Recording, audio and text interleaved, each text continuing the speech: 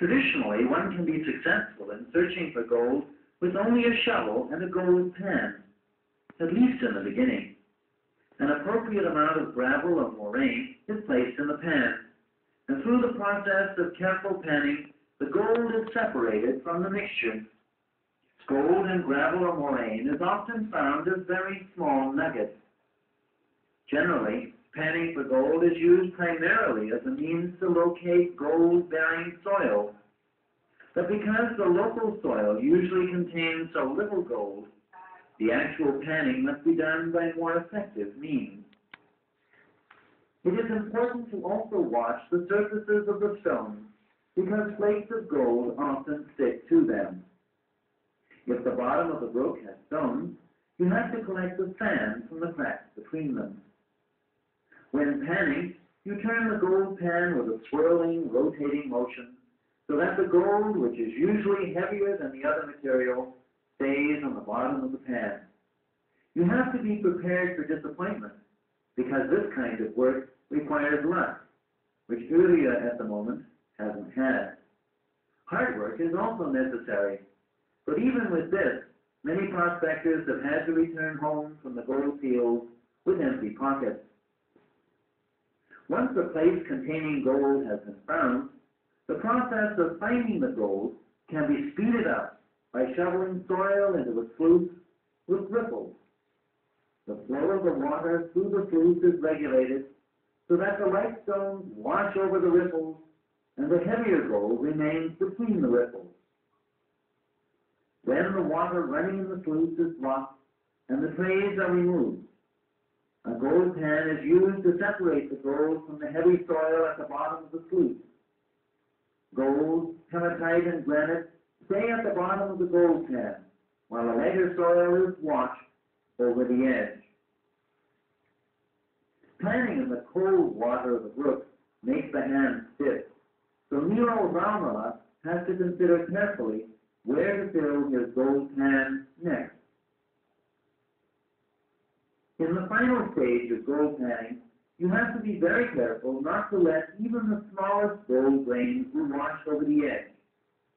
If the gold panner has hit upon a lucky place, the bottom of the gold pan will glitter with grains of gold, just like Uriah Korhonen here.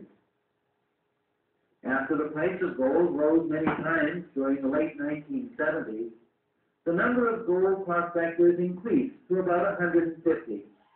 Approximately the same numbers that were prospecting for gold on the Lemmenjoki River after the Second World War. But the gold rush that took place on the Ivaljoki River over 100 years ago has not been seen since. At that time, Lapland was a roadless wilderness, so anyone wanting to reach the gold fields had to be determined. Even so, many gave up exhausted along the way, thereby proving the old adage that the wilderness is merciless. Gold is often found along with rough, semi-precious stones. These can give the professional a hint to the presence of gold in the area. Sometimes the gold tanner can even find a fairly good gemstone.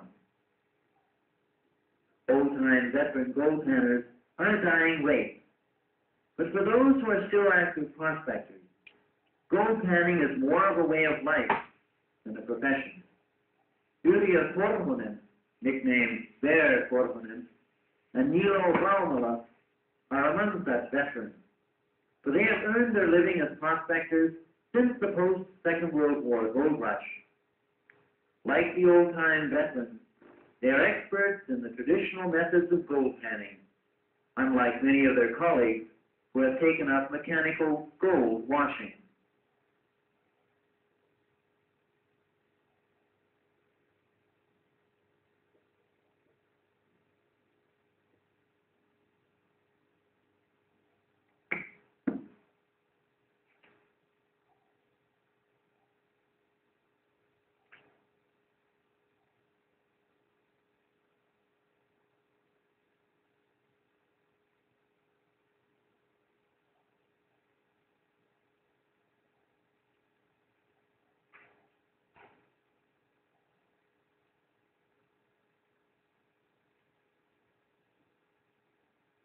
Can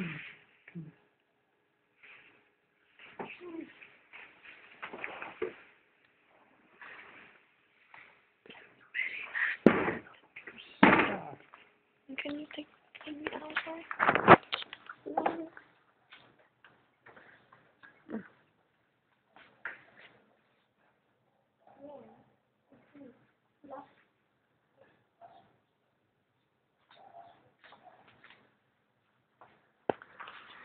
Quitos. Quitos.